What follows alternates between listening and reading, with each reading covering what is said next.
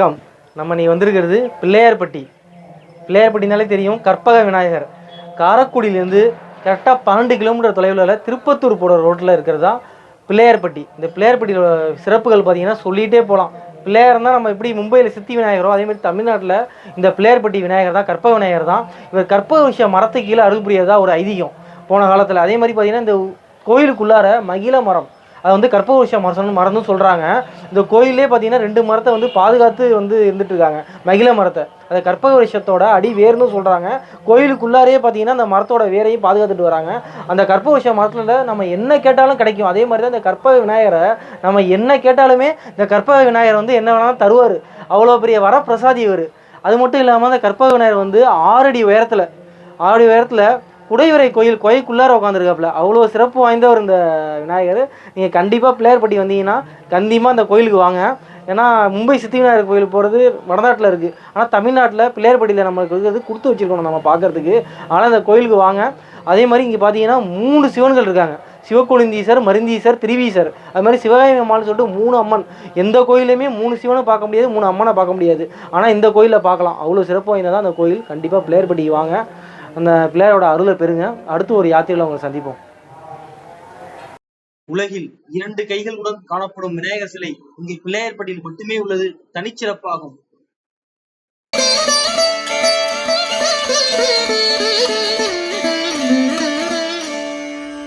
அண்டம் முழுதும் ஒன்றினுள் அடக்கம், அதுவே ஆனை முகமெனும் ஓங்கார விளக்கம்.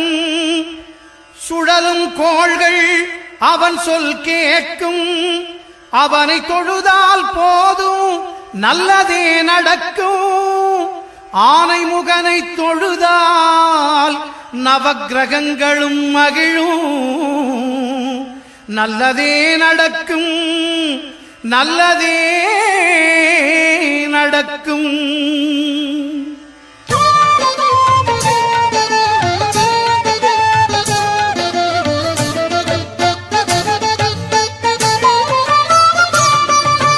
ஒன்பது கோளும் ஒன்றாய் காண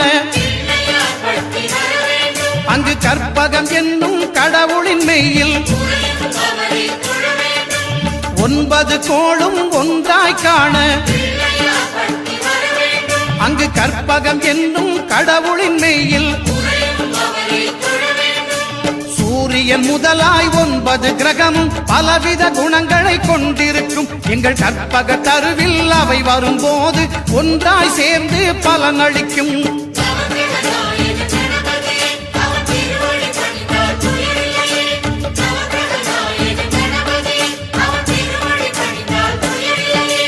ஒன்பது கோளும் ஒன்றாய் காண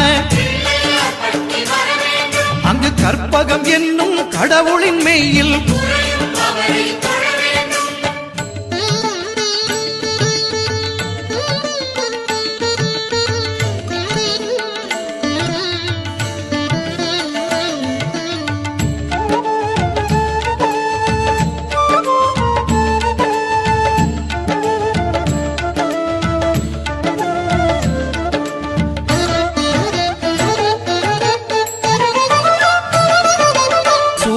பகவான் ஒளிமுகம் காண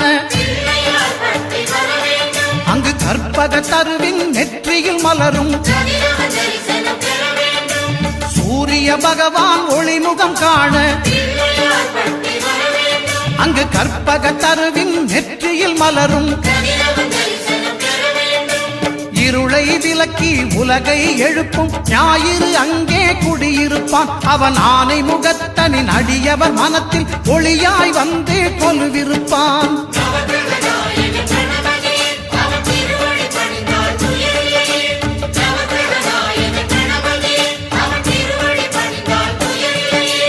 ஒன்பது கோளும் ஒன்றாய் காண அங்கு கற்பகம் என்னும் கடவுளின் மெய்யில்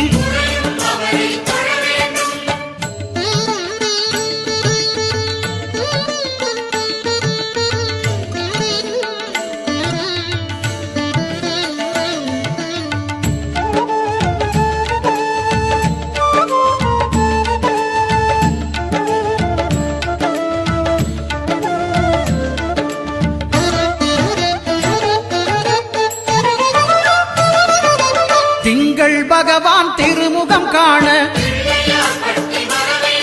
அங்கு கற்பக பெருமான் தொப்புள் குழியில் திங்கள் பகவான் திருமுகம் காண அங்கு கற்பக பெருமான் தொப்புள் குழியில் பார்க்கடல் பிறந்த சந்திர பகவான் கணபதி வயிற்றில் நிறைந்திருப்பான் எங்கள் கற்பகத்தானை கண்டவர் தமக்கு தீரா பிணிகளை தீர்த்து வைப்பான்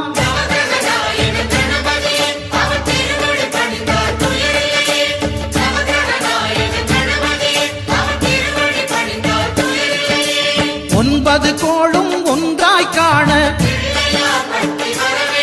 அங்கு கற்பகம் என்னும் கடவுளின் மெய்யில்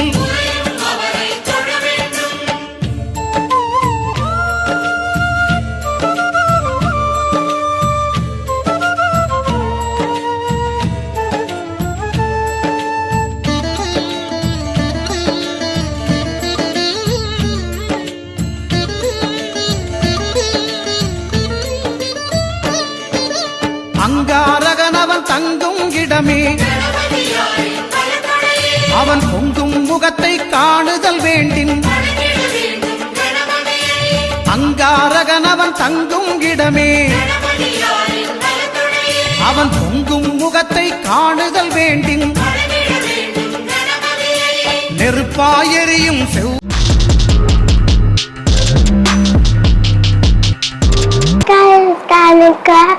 லைக் பண்ணுங்க, ஷேர் பண்ணுங்க, சப்ஸ்கிரைப் பண்ணுங்க.